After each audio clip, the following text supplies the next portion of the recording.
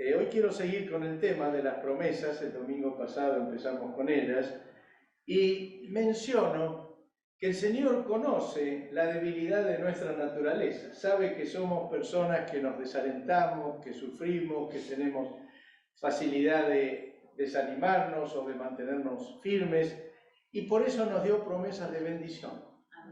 Por supuesto, nos dio mandamientos también a cumplir.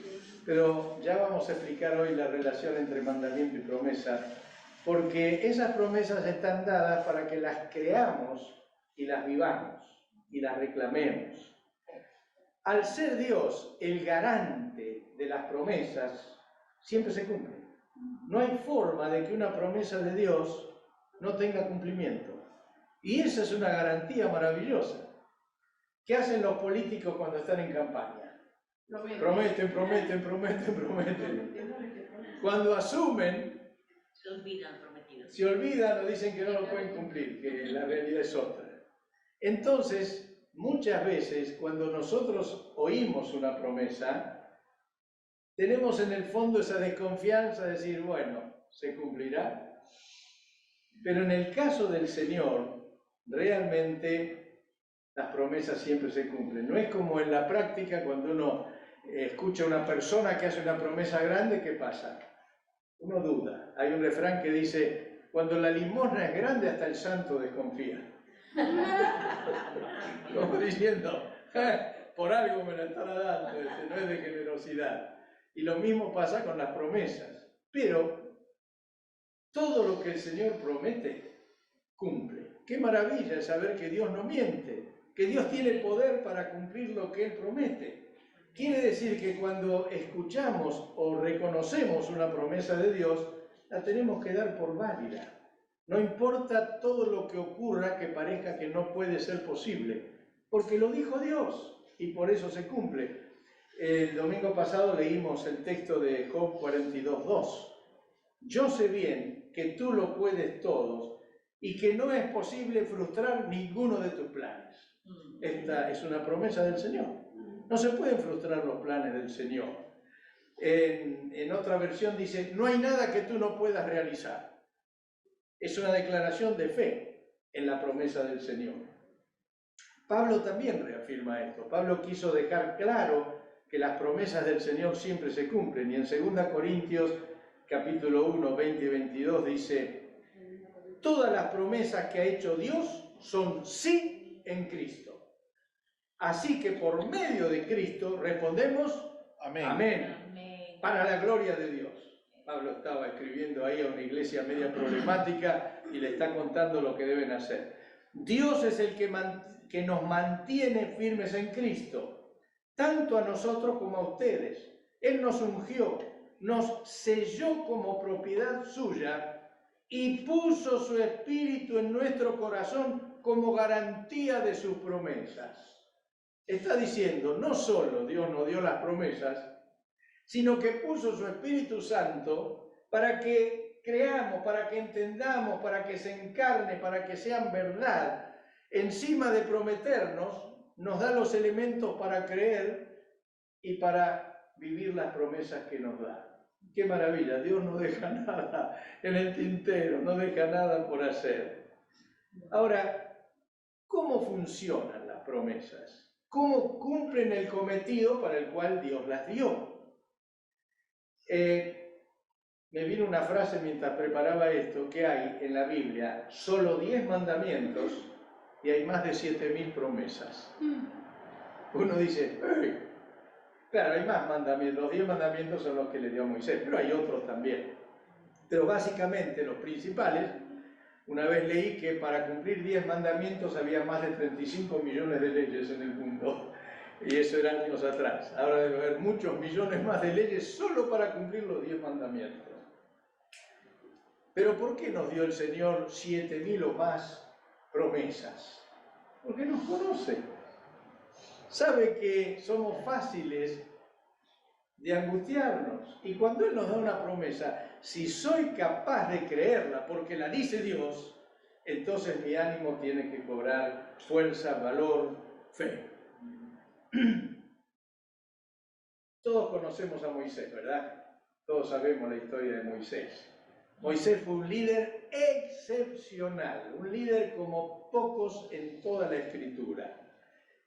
Fue usado para liberar al pueblo de Israel después de 400 años de antigüedad, hizo milagros ante Faraón. ¿Se acuerdan que tiró ahí como una serpiente? Los otros también, la serpiente de él se comió a las otras. Flor de milagritos se mandó Moisés. Por él vinieron 10 plagas tremendas allí. Murieron todos los hijos primero de las familias, por lo que él declaró. Cuando salieron, ¿qué pasó? Abrió el mar en dos. Me imagino yo cuando el pueblo veía a Moisés orando, se separan las aguas, pasan todo en seco, y cuando ven que vienen los egipcios, se cierran las aguas otra vez. Un día estaban clamando y golpeó una roca y salió agua de la roca. ¡Wow! Otro día que tenían problemas con los alimentos, llovió pan del cielo, el maná.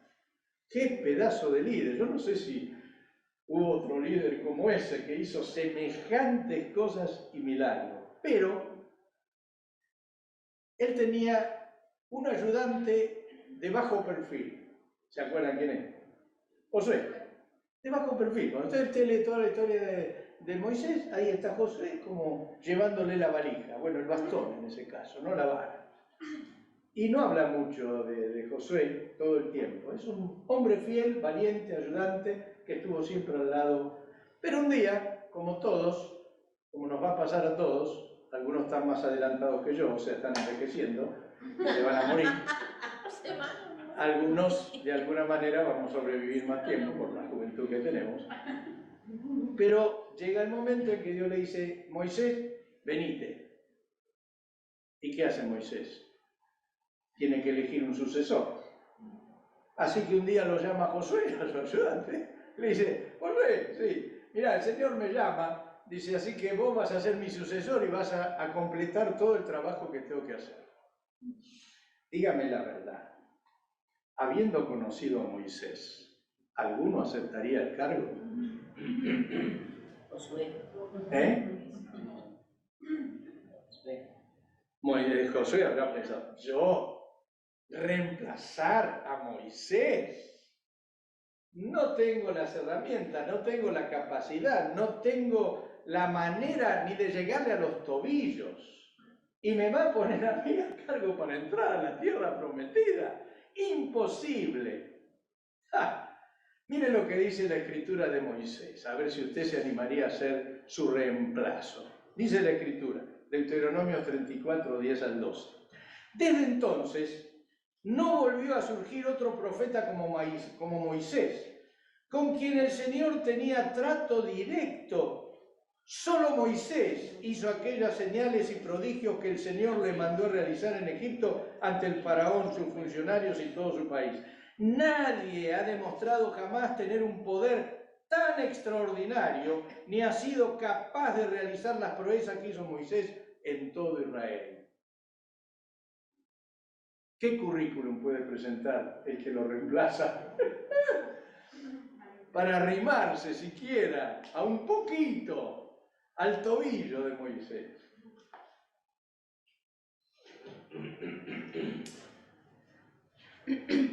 Es precisamente ante estos imposibles que toman valor y vigencia las promesas del Señor.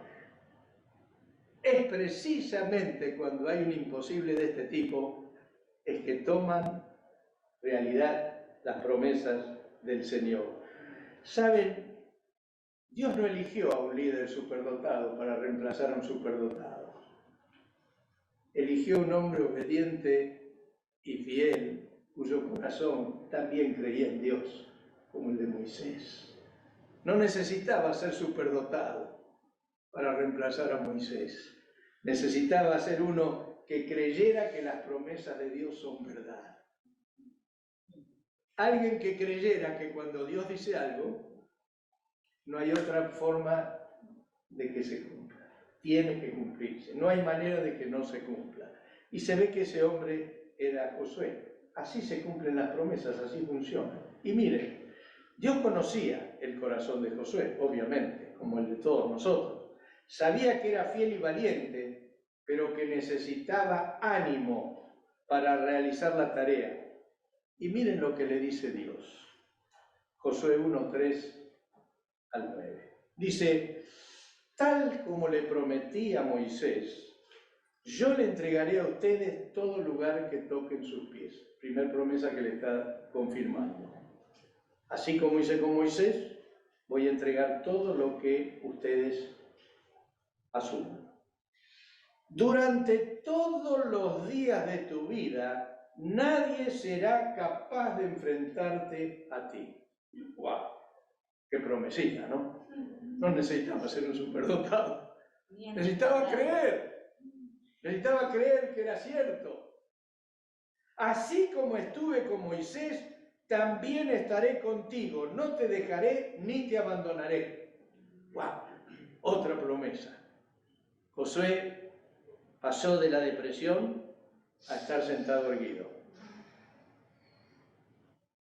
Algo le dice el Señor, igual, ojo que te prometo, pero no te vas a quedar sentado. Sé fuerte y valiente, porque tú harás que este pueblo herede la tierra que prometí a sus antepasados. Solo te pido que tengas valor y firmeza para obedecer toda la ley que mi siervo Moisés te ordenó. No te apartes de ella para nada. Solo así tendrás éxito donde quiera que vayas. Pone los fundamentos para que la promesa tenga efectivo cumplimiento.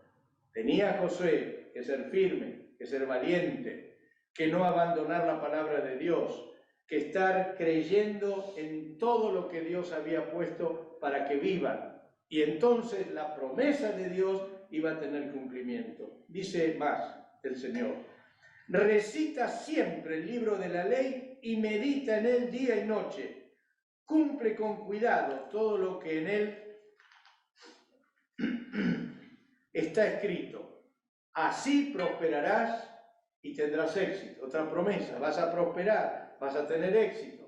Pero atención, no te desvíes de la vida en el Señor. Yo te lo he ordenado. Sé fuerte y valiente. Se ve que este muchacho era buen muchacho, pero era de carácter medio, digamos, necesitaba un empujoncito. Se ve que es un antecedente de Timoteo, que siempre necesitaba un empujoncito de paz, ¿no? Este también, se ve que los grandes líderes tienen uno que es fenómeno, pero tiene un carácter apacible y necesita un empujoncito. Así que se lo repite para que Dios te lo diga así: sé fuerte y valiente. Diciendo, flaco, mirá que te estoy dando todas estas promesas, no te quedes en el camino. No tengas miedo ni te desanimes, porque el Señor tu Dios te acompañará donde quiera que vayas. ¡Aleluya! ¿Qué les parece? Josué dijo, ¿dónde firmo para aceptar el cargo? ¿Dónde firmo? Tomo el empleo. No porque reconoció que tenía cualidades para el empleo, sino porque sabía quién lo respaldaba. ¿Quién lo respaldaba? Así funcionan las promesas. No somos superdotados, no somos superespirituales, pero si creemos que lo que Dios dice es verdad, no importa lo que veamos, las promesas tienen fiel cumplimiento. Es interesante que esto que leímos, que muestra que las promesas de Dios expresan también condiciones necesarias e imprescindibles. Pone los mandamientos. ¿Qué le pidió a Josué? Firmeza de carácter, o sea, sé fuerte y valiente, y firmeza en vivir la voluntad de Dios, la palabra de Dios. No abandonar el estudio de la Escritura, el conocer lo que Dios dice. No el estudio por simplemente ser erudito en teología, sino el estudio para saber cómo debo vivir. Cuando el Señor dice, no mentirás, no es porque dice, vamos a ver, dice Dios que no miente, entonces le explica todo. ¿Quieren que le dé una clase para decir que Dios dice que no miente? No, no es eso. Es para que yo, ante la necesidad de mentir, no mienta. Ese es el fundamento de los mandamientos. Las promesas de Dios no son un regalo para hacernos sentir bien. ¿A quién no le hace bien las promesas? Cuando a ti te dicen, el Señor irá delante de ti, nadie te podrá hacer fuerte. Mamma mía, ¿a quién no le gusta? No necesita estar bien para que le guste. Esté bien, esté mal, le encanta. Cualquier promesa que usted recibe del Señor es encantadora, ¿sí o no? Amén. Por eso el que está mal le hace tanto bien. Pero no son para hacernos sentir bien. Son la seguridad del respaldo del Señor cuando nos conducimos en sus caminos. Porque cualquiera persona que no ama a Dios puede tomar una promesa y decir, la reclamo. Pero no sirve. Porque es para aquellos que están decididos a seguir al Señor. Por eso digo, los mandamientos deben cumplirse y las promesas deben creerse. ¿Qué quiero decir con esto? Que esa unión de cumplir los mandamientos y creer las promesas es lo que trae que esto funcione para el bien de nuestra vida. Los mandamientos dan luz en el camino. Cuando el Señor da instrucciones de cómo llevar nuestra economía o cómo manejar nuestro matrimonio, no es una promesa, es un mandamiento, nos está dando el camino a seguir. La Biblia dice en Salmo 119, 105, tu palabra es una lámpara a mis pies y una luz en mi camino. ¿Ven? El mandamiento es lo que me permite saber qué debo hacer, qué no debo hacer, por dónde debo transitar. Es como que me indica, es el GPS, es el que me indica por dónde debo hacer. No es una promesa, es una línea de vida el mandamiento. Pero una vez que yo decido caminar según Dios me pide, ahí viene la promesa de toda la garantía de Dios para que yo pueda transitar ese camino y llegar a la meta que es conocer a Cristo Jesús. Las promesas de Dios nos sostienen durante los procesos de la vida. Nos dan la fuerza para andar por ese camino. Miren lo que dice Isaías 41:10, que creo que también lo he mandado. No tengas miedo, pues yo estoy contigo. No temas. El Señor mostró el camino. Dice, anda por ese camino, pero no temas, yo estoy contigo. Yo soy tu Dios. Yo te doy fuerza. Yo te ayudo. Yo te sostengo con mi mano victoriosa. ¿Ven? Está dando simplemente el aliento para decir, no tengas miedo, avanzá, que yo estoy contigo. Esa es promesa. Y si uno cree, y Dios no miente, eso se va a cumplir en mi vida. Todos nos acordamos el caso de Abraham, ¿no? ¿Qué le dijo un día Dios a Abraham cuando tenía unos 75 años? Te daré un hijo. Que iba a tener un hijo. ¿Usted imagina un viejo pobre que no sé si tenía alguna incontinencia y usaría pañales, que le diga que iba a tener un hijo? 75 años, la esposa estéril, viejita también. La viejita caminaba con 75 era viejo. Era un niño. ¿Y la esposa por qué iba a ser vieja? Porque en ese entonces se desgastaban más. Hoy por eso, hoy tenemos la medicina que nos hace vivir más y mejor. ¿Cuánto esperó para tener el hijo? Y 25 años, 25 años más o menos. 90 y... Mira, tiene el manito. Casi a los cachichén. Sí, 99. Como dicen los chinos, 99. Cachiche. Cachichén. Bueno, la cuestión que tuvo el hijo. Se imagina, ¿no? Tener un hijo en la vejez es como tener los nietos. Uno los nietos los vuelven locos, uno los nietos porque son los hijos de la vejez. Y imagínense la chochera que tendría Abraham con su hijo Isaac. ¡Ja! Ahora el muchacho crece, el padre contento con el muchacho, es mi descendencia, se cumplió la promesa de Dios, aleluya. Y un día el Señor dice, Abraham, sí, vení, andá y sacrificalo a Isaac.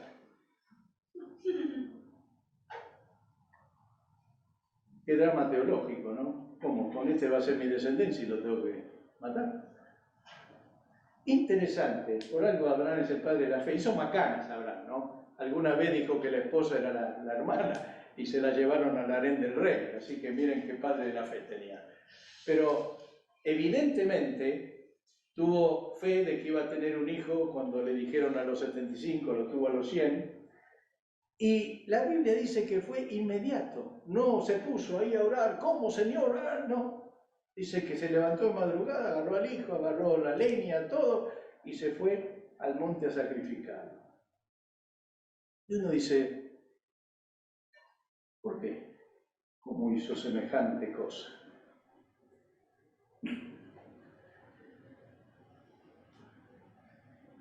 Tenía una promesa del Señor. En Isaac le será llamada descendencia.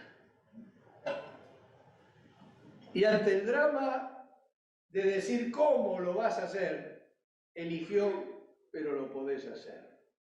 Y dice Hebreos, por la fe, Abraham, que había recibido las promesas, fue puesto a prueba y ofreció a Isaac su único hijo. Consideraba Abraham que Dios tiene poder hasta para resucitar a los muertos, y así en sentido figurado recobró Isaac de entre los muertos. Creyó la promesa. Creyó la promesa. Porque Dios no puede mentir. Puede parecernos imposible. Puede parecernos un drama teológico que no entendemos cómo congeniar una cosa con la otra. Pero ahí, por eso es el padre de la fe, Abraham. Creyó que aún teniendo que matar a su primogénito, el único que quedaba, y ya después de 100 y pico de años tendría, porque era adolescente el muchacho, creyó que Dios lo podía resucitar. Creyó en la promesa. ¿Ven cómo funciona mandamiento y promesa? Dios le pide que haga algo, este es el camino, mandamiento. Pero la promesa es, en Isaac te será llamada descendencia. Y Dios cumplió. Aleluya. Evidentemente esto indica que todo el proceso de cumplir los mandamientos y creer la promesa requiere fe de nuestra parte. No es teoría religiosa, no es doctrina de determinado grupo religioso, no es simplemente conocer la Escritura desde el punto de vista intelectual. La fe tiene que funcionar. Cuando yo declaro una promesa del Señor, la estoy declarando por fe. La declararé primero para conocerla, la declararé primero para que se me meta en la cabeza, que baje al corazón. Pero una vez que el proceso está, cuando está encarnada, tengo que declararla como verdad de Dios, que se va a cumplir. Qué diferente oramos. En estos días oraba y leía el texto ese que dice, busquen y encontrarán, llamen y se les abrirá, al que pide recibe. Y le dije, Señor, con todo respeto, vos sabés que no tengo, que te respeto, pero no estoy viendo esto. Estoy orando, estoy clamando, estoy golpeando y no pasa nada.